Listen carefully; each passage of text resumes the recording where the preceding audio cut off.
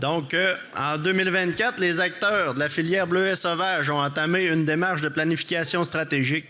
La planification stratégique, c'est un exercice important qui va nous permettre de planifier et prioriser nos actions pour les 5 prochaines années. Nous avons demandé à Catherine Brodeur, qui est économiste agricole et vice-présidente des études économiques au groupe AGECO, de venir nous dresser un état des lieux.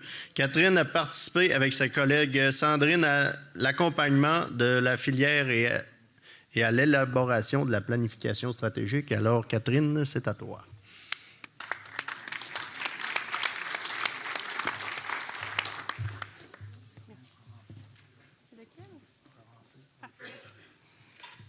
Merci beaucoup. Bonjour tout le monde. Je suis contente d'être parmi vous encore cette année. Peut-être que vous vous souviendrez que j'étais là l'année dernière pour vous annoncer le début de la démarche de planification stratégique. Probablement que vous en souvenez pas parce que j'avais parlé juste un petit 10 minutes parce que justement, on débutait cet exercice-là qui est important pour la filière. Puis, je vous disais que vous alliez recevoir un sondage pour qu'on vous pose quelques questions au niveau des enjeux de la filière, de sur quoi la filière devrait travailler ensemble et tout ça. Donc, je reviens un an plus tard avec des résultats à vous présenter sur le travail qui a été fait avec quand même beaucoup de gens qui ont été mobilisés, là, beaucoup de parmi vous, autant au niveau de la production, de la transformation, de tous les services d'appui aussi, Groupe Conseil, la recherche, le MAPAC, Agriculture Canada, la WABANA, etc. Donc voici le plan de la présentation. Fait qu'on va se rappeler un peu qu'est-ce que c'est une planification stratégique, hein, pourquoi qu'on fait ça, c'est quoi les objectifs d'un exercice comme celui-là. Ensuite, quand on fait une planification stratégique, c'est qu'on veut se projeter dans l'avenir. Donc, on a, à travers cet exercice-là, développé une vision pour la filière et des valeurs aussi. Fait que je vais vous les présenter. Après, on va rentrer dans le vif du sujet avec c'est quoi nos grands axes stratégiques, c'est quoi les actions phares qui sont ciblées pour les 5 prochaines années à travailler ensemble à filière et une petite conclusion sur les prochaines étapes parce que ça, ce n'est pas la fin d'un processus, c'est le début d'une aventure. Donc, une planification stratégique, pourquoi? C'est pour relever des défis en concertation. Donc, pourquoi on fait une planification stratégique?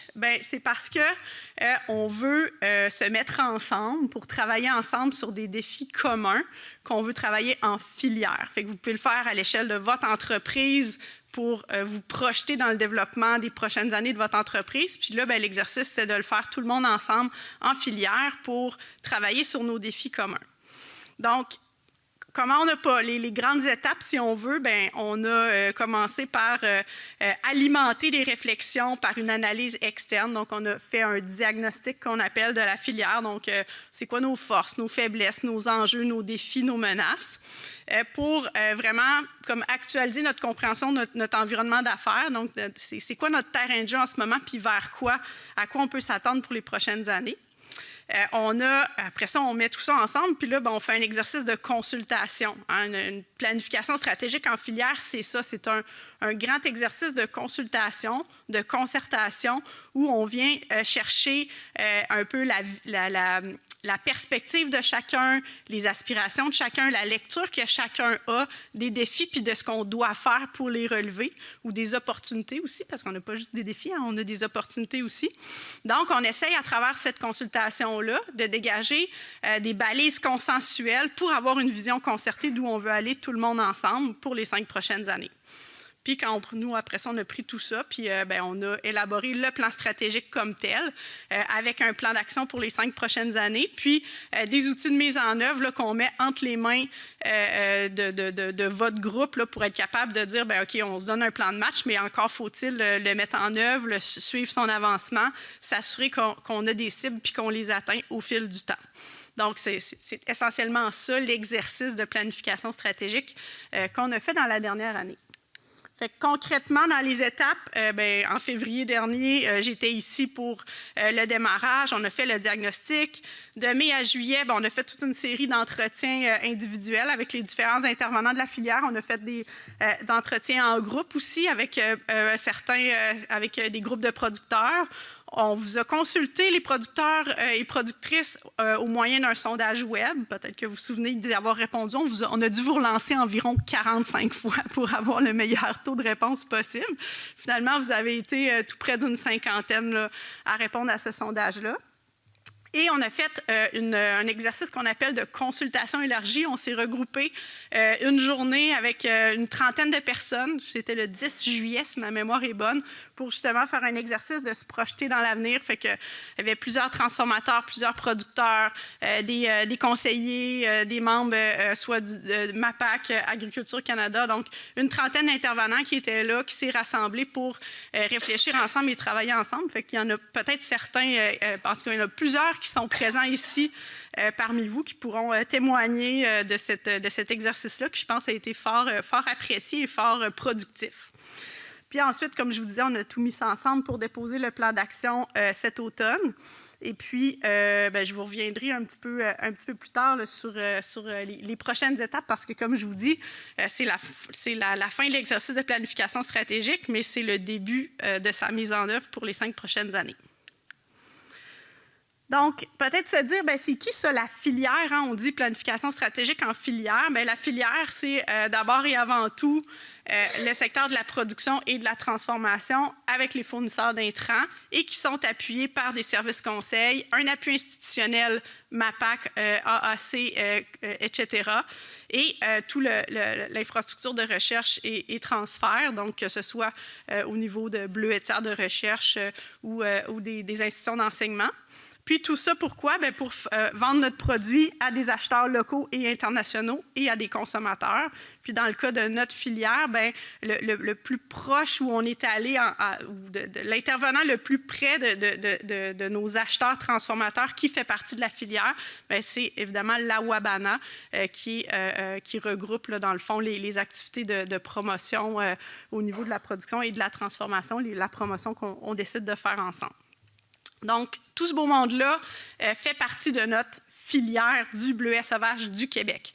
Puis là, je dis du Québec, c'est important parce que l'exercice de planification stratégique visait l'ensemble de la production de bleuets sauvages du Québec et ce n'était pas une planification qui était strictement régionale. Donc, il y a un siège minimalement sur la table filière là, qui est réservé à un représentant des producteurs hors plan conjoint, parce qu'on est vraiment dans une perspective là, provinciale au niveau de la filière et de la planification stratégique.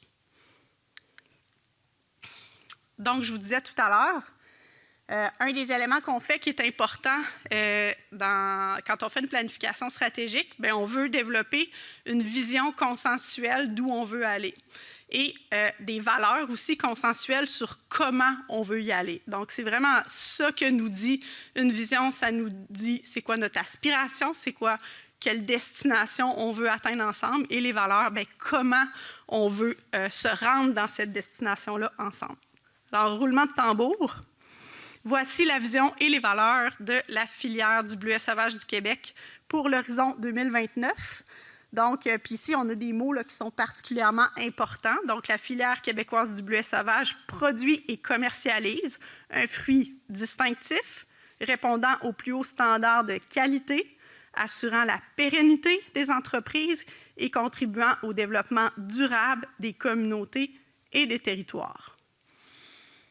Donc, je vous laisse digérer cette vision, parce que tous ces mots-là, dans le fond, c'est qu'on va essayer à travers notre plan d'action, nos objectifs qu'on va se donner, de dire, OK, comment on peut atteindre cette vision-là, tout le monde ensemble, qu'est-ce qu'il faut qu'on fasse ensemble pour atteindre cette vision-là.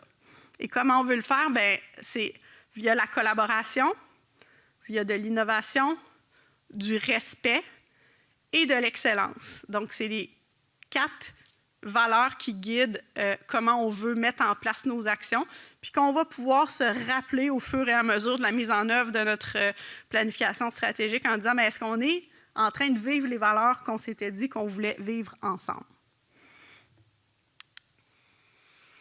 Donc, ce fameux plan stratégique, entrons dans le vif du sujet. Donc, le plan a 4 grands axes stratégiques. Fait que nos axes stratégiques, c'est les grands thèmes sur lesquels on dit qu'il faut mettre l'accent, qui sont nos grands éléments importants. Premier thème, la coordination de la filière. Donc, pour structurer la concertation de la filière, améliorer le partage d'informations et améliorer la collaboration. Deuxième axe stratégique, important évidemment, la profitabilité de l'industrie. Donc, pour assurer sa compétitivité et sa durabilité face aux multiples défis d'aujourd'hui et de demain. Notre troisième axe stratégique, la promotion et le positionnement. Donc, pour rehausser la notoriété du bleuet sauvage, hein, on en a abondamment parlé là, depuis le début de l'après-midi et peut-être même le matin, je n'y étais pas, désolée, et faire valoir ses caractéristiques distinctives. Donc, on a parlé de l'importance de se différencier. Pourquoi? Bien, augmenter ultimement sa consommation. Et le quatrième axe stratégique de la planification stratégique, c'est la relève de l'industrie pour assurer la pérennité de la filière en attirant les talents et la relève. Donc, on va les passer un après l'autre. Ce que je vais faire, c'est que je vais vous présenter pour chacun une brève mise en contexte, puis avec quelques actions phares. Peut-être vous dire qu'au total, on a, à travers ces 4 axes stratégiques-là, il y a 12 grands objectifs stratégiques qui ont été identifiés, puis il y a 41 actions qui ont été identifiées aussi. Je ne vais pas vous les présenter une après l'autre parce que vous allez trouver ça long. Puis tantôt, on m'a dit qu'il y en avait qui avaient vraiment peur de s'endormir pendant les présentations. Donc, j'espère que jusqu'à maintenant, ça va. Oui, oui. Les tannants de Laurie, là, ils sont assis juste là. Donc, alors, je continue. Je ne veux pas partir de chicane, là, quand même. Donc, ici, ce que vous avez, dans le fond, c'est le résumé du plan stratégique avec nos 4 axes stratégiques que je vous disais et nos 12 objectifs. Donc, on va les passer un après l'autre juste pour se dire un peu qu'est-ce qu'il y a là-dedans. Puis après, bien, vous pourrez me poser des questions si vous voulez que j'approfondisse un point ou l'autre. Évidemment, il y a beaucoup de travail derrière tout ça et comme je vous disais, 41 actions que je ne vais pas toutes vous présenter. Donc, premier axe, la coordination de la filière. On a 2 grands objectifs stratégiques dans cet axe-là. Donc, premièrement, évidemment, assurer une coordination forte au sein de la filière et deuxièmement, améliorer le partage d'informations, la collaboration et la communication entre les acteurs de la filière. Ce n'est pas pour rien que cet axe-là est le premier du plan stratégique parce que ça représente vraiment les fondations de ce qu'il faut mettre en place ensemble pour être capable de bien travailler ensemble. On sait qu'on a un historique de relations qui n'a pas toujours été facile dans le secteur. Puis là, bien, il y a vraiment un souhait commun et partagé de bâtir vraiment une concertation puis de réussir à travailler ensemble en collaboration sur nos sujets d'intérêt commun. Donc, comme je disais, un véritable désir de travailler ensemble de la part de tout le monde. Puis ça a été vraiment dit et affirmé par chacun. Et la nécessité de se concerter et de partager l'information pour affronter les défis. Si on travaille chacun en silo, bien, on ne va peut-être pas y arriver aussi bien que si on met nos forces ensemble. Donc, les actions phares pour cet axe stratégique-là, bien, première action, c'est de créer une table filière permanente. Donc, cette table-là va tenir sa première rencontre pas plus tard que demain. Donc, elle a été formée. C'est la première action qu'on voulait mettre en place au niveau de la planification stratégique. C'est se donner une structure permanente et constante, donc permanente, constante dans le temps, où ce dialogue-là, cette concertation-là, un lieu de concertation qui va pouvoir être utilisé par les membres de la filière et qu'on va pouvoir faire vivre. Donc, deuxième action phare, c'est que ce plan stratégique-là, bien, il faut impliquer les gens, les premiers concernés, c'est-à-dire producteurs et transformateurs. Donc, il y a un souhait, à travers les actions du plan stratégique, d'augmenter la participation des producteurs et des transformateurs sur les différents comités multipartites qu'on va mettre en place là, dans le cadre de la table filière.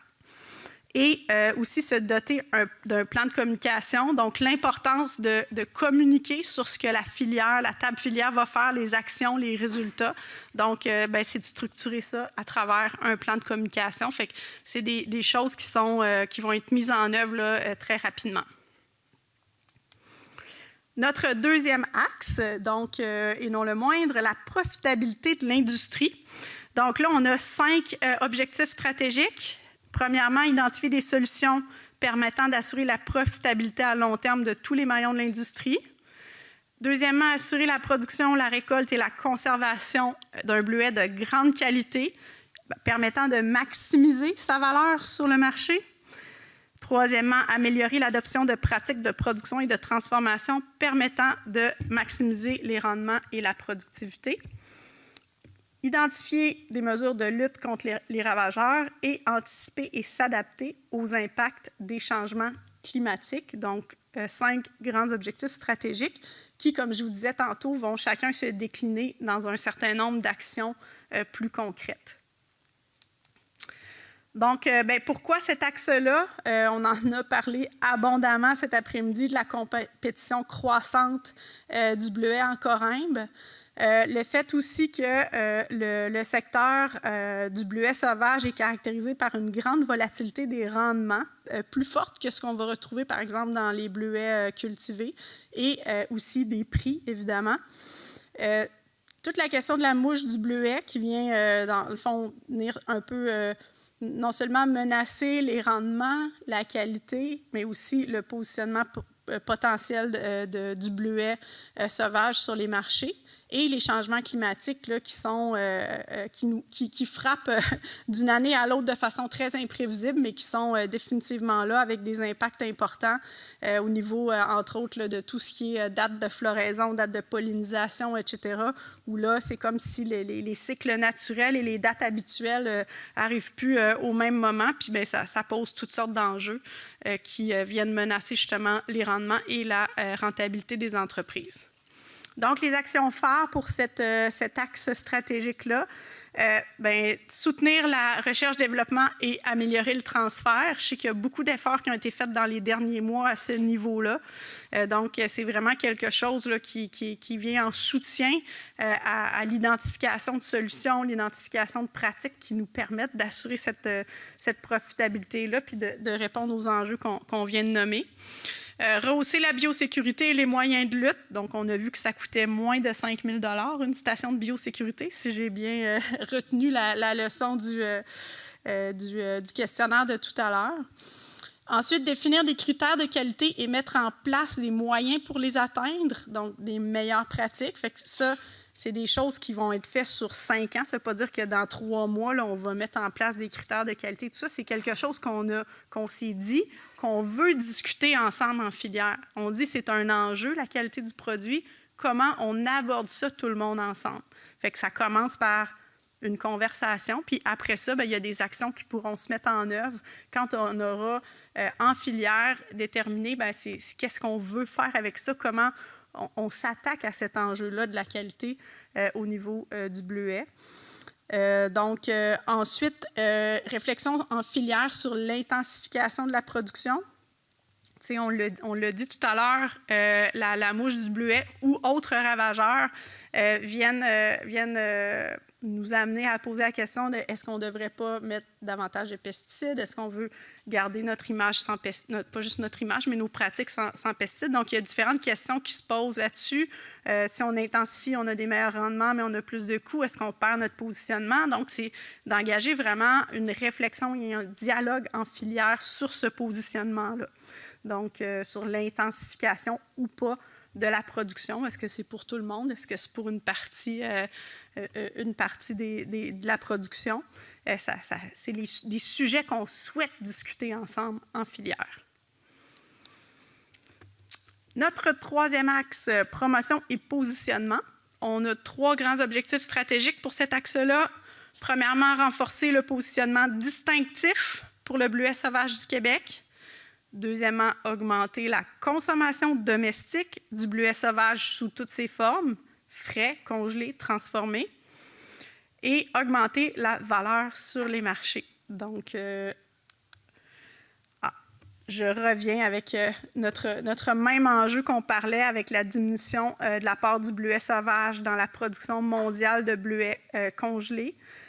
L'enjeu, puis ça a été mentionné tout à l'heure par Laurie, c'est que dans les faits, le consommateur, il ne connaît pas la différence, il ne fait pas la différence. Et puis, on a globalement une consommation de bleuets qui est, notamment au niveau du Canada, qui est en léger recul là, depuis les quelques dernières années. Donc, on est vraiment dans un contexte de plafonnement de la demande avec une offre que vous savez qui est en croissance importante. Donc, comment, à travers tout ça, on est capable de venir distinguer notre produit pour garder notre place sur ce marché-là qui commence à être pas mal encombré. Deuxième élément de contexte, l'augmentation de l'intensité des ravageurs qui est une menace potentielle à notre caractère distinctif, je viens de l'expliquer, et la diversification des marchés et des produits. Puis là, je vous ai mis un petit graphique.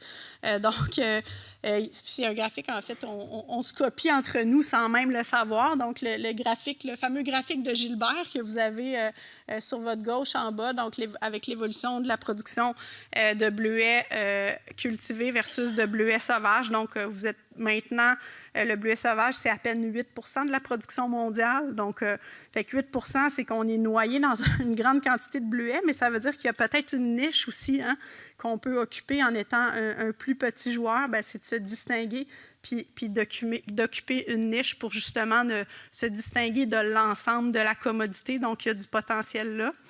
Et on voit que la production est en croissance dans plein d'autres régions du monde. On parlait de l'Amérique du Sud, mais pas que. Donc, oui, l'Amérique du Sud, mais on voit Pologne, Maroc, Portugal, Espagne. Ça reste des volumes qui ne sont pas encore majeurs, mais ce qu'on voit, c'est que la production, contrairement, par exemple, au sirop d'érable, que quand on fait du développement de marché, on est 80 % de la production mondiale, fait que c'est sûr que ça va nous profiter à nous. Mais là, quand on fait du développement de marché, bien, on fait du développement de marché pour tout le monde, incluant les autres. Donc, quelle stratégie on adopte dans un contexte comme ça, puis comment nous, on peut parvenir à distinguer notre produit de cette masse de produits-là qui provient d'un petit peu partout. Donc, je reviens à mon axe. Dans les actions phares pour la promotion et le positionnement, donc, renforcer le positionnement distinctif du bleuet sauvage du Québec. Ça passe comment? Bien, par un accroissement de la promotion sur le marché domestique, même si on sait que ce n'est pas une immense part de votre marché, il ne faut quand même pas le négliger, ce marché-là. Puis c'est le marché où la provenance locale peut avoir une résonance auprès des consommateurs, il ne faut pas l'oublier. Donc, fait qu'on parle beaucoup d'autonomie alimentaire et tout ça, comment on peut profiter de ces attraits-là ou de ces propriétés-là qui sont appréciées d'un certain nombre de consommateurs, comment on peut en faire bénéficier notre secteur. Autre élément, bien, explorer en filière les opportunités de positionnement en termes de filière responsable, d'identification géographique. Donc là, on n'est pas dans la décision, on est dans l'exploration. Fait qu'on veut innover, on dit là, il faut faire du développement de marché, on l'a dit tantôt, mais ça, c'est des moyens. Fait que c'est des moyens qui vont être explorés en filière à travers la planification stratégique. Ensuite, soutenir les initiatives visant le développement de la deuxième et de la troisième transformation. Donc, il ne faut pas bouder nos options. On a le bleuet frais, on a le bleuet congelé, même si le bleuet frais, c'est marginal dans le bleuet sauvage. Bien, la deuxième, troisième transformation, c'est aussi des façons de valoriser notre produit. Donc, c'est l'idée de venir soutenir ces initiatives-là. Et bien, poursuivre la participation à la WABANA, qui est encore vu comme un véhicule là, de promotion pour le produit. Puis là, bien, on en a parlé tantôt, entre la distinction québécoise, la WABANA, qui est l'ensemble du bleuet sauvage nord-américain. Qu'est-ce qu'on se donne comme stratégie à travers tout ça? Comment on peut positionner notre produit en complémentarité avec ce qui existe déjà? Notre quatrième axe, la relève de l'industrie. Donc, ici, on a deux grands objectifs stratégiques. Mettre en place des conditions pour assurer la relève de la production. Et deuxièmement, améliorer l'attractivité des métiers dans la filière pour mieux se prémunir contre la pénurie de main-d'œuvre. C'est quand même un enjeu. Ce sont des enjeux qui ne sont pas faciles parce que c'est des enjeux sur lesquels on a quand même assez peu de pouvoir. En la démographie, là, on peut pas, j'ai pas de baguette magique pour susciter un baby boom, puis vous non plus. Donc, pourquoi cet axe-là? Bien, on sait que dans les dernières années, avec les prix qui étaient plus faibles et tout ça, le contexte a été relativement peu favorable aux projets de relève. On pense au taux d'intérêt aussi, évidemment. L'âge moyen des propriétaires de bleuetières est élevé et des travailleurs, je dirais aussi. Qu'est-ce que ça veut dire? Bien, ça veut dire qu'il y a beaucoup de transferts qui sont à venir, autant en production que chez les professionnels. Donc, quand on parle de pénurie de main-d'œuvre ou de relève et tout ça, on parle au niveau, il faut penser à la propriété des entreprises, mais il faut aussi penser à tous les professionnels qui œuvrent dans notre secteur, les travailleurs également, où là, il y a une relève professionnelle à préparer aussi. Puis pourquoi? Bien, on veut faire ça parce qu'on veut maintenir l'expertise, le haut niveau d'expertise qu'on a dans notre secteur. Donc, bien, il y a des enjeux par rapport à ça, entre autres des questions qui se posent sur l'intérêt de la jeune génération, donc les jeunes. Et oui, on se pose la question ici, il semble qu'il y a un moins grand intérêt de la jeune génération. Fait comment parvenir à les intéresser? Qu'est-ce que ça veut dire pour notre secteur? Comment on s'attaque à cet enjeu-là pour être sûr d'assurer la pérennité de nos entreprises et des transferts qui vont devoir être faits? Puis, on a parlé aussi tantôt là, de la perte d'importance de la cueillette en forêt. Donc, les actions phares pour ce 4e axe stratégique, bien, premièrement, c'est de savoir de quoi on parle. C'est quoi? Quantifier plus concrètement les besoins de main-d'œuvre aux différents maillons. Sont où nos besoins? C'est quoi leur ampleur? Puis ça va déjà nous aider à avoir un portrait un petit peu plus factuel de la situation. Mettre en place des actions pour promouvoir les métiers et l'image du secteur. Il y a une grosse partie de la production de bleuets sauvages, évidemment, qui est faite dans la région ici. Donc, l'image du secteur, des fois, c'est plus facile d'avoir justement une promotion de l'image du secteur quand on est plus concentré géographiquement. Fait qu'il faut peut-être le voir aussi comme une opportunité. Fait que, tu sais, c'est continuer à travailler là-dessus pour faire connaître le secteur, puis des fois, projeter une image peut-être plus positive. Puis ça, c'est pas juste pour le secteur des bleuets, on le voit dans beaucoup d'autres secteurs. Donc, c'est donner le goût, transmettre la passion pour le métier. Donc, on est tous, dans le fond, des ambassadeurs. Fait que c'est important d'en être conscient puis d'agir en conséquence. Et finalement, continuer d'explorer les possibilités de mécanisation et d'automatisation. Puis là, on pense ici, pas que, mais entre autres, dans le secteur biologique, là, où on a un besoin de main-d'œuvre qui est plus grand, fait que ça ne règle pas tout, la mécanisation et l'automatisation, mais comme on dit, ça l'aide. Donc, encore là, ne pas se priver de nos options. Et puis, bien, c'est ça, de continuer là, à soutenir ces initiatives-là.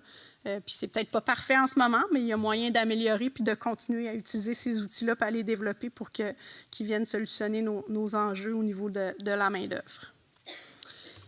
Donc, c'est les 4 axes et certaines actions phares de la planification stratégique. C'est votre plan de match comme filière pour les 5 prochaines années.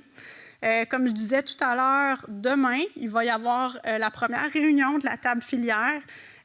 Donc, qui va se tenir à Alma. C'est quand même un moment qu'il faut souligner parce que c'était pas évident là, que cette table filière-là permanente allait pouvoir voir le jour. Fait que c'est, je pense, un premier accomplissement important de l'exercice de concertation qui a duré tout au long de l'année. Je peux vous dire que les membres de la table filière sont engagés, positifs, désireux de travailler ensemble. Il y a un beau dialogue qui s'est mis en place. Donc, moi, je suis très, très confiante là, pour la mise en œuvre de ce plan-là. Aujourd'hui, c'était une première activité de communication sur le plan. Mais dès demain, il y a un plan d'action très concret qui va être mis en place, qui va être discuté pour sur quoi la table filière va travailler dans la prochaine année. Probablement la création de comités. Peut-être que certains d'entre vous seraient sollicités pour y prendre part. Donc ben, c'est ça, c'est lancé, c'est un moment important. Moi, je vous invite à continuer à surfer sur cette vague-là, puis c'est important, la concertation. Vous allez être capable d'affronter vos défis en collaborant de façon peut-être plus efficace. Puis là, on a les fameux tarifs, hein, fait que ça nous donne une structure justement où on peut se parler rapidement de comment on va s'attaquer à cet enjeu-là. D'ailleurs, demain, il va y avoir un partage d'informations sur ce que tout un chacun fait par rapport à ça pour mettre ensemble nos forces et être capable de parler d'une seule voix, là, que ce soit face aux autorités ou autres. Donc, fait que longue vie à la filière. Je vous souhaite bonne chance avec le plan stratégique. Puis, ça m'a fait plaisir de venir vous présenter ça. Puis, il y aura d'autres communications qui suivront sûrement parce que dans nos actions qu'on a prévues, il va y avoir un plan de communication. Merci.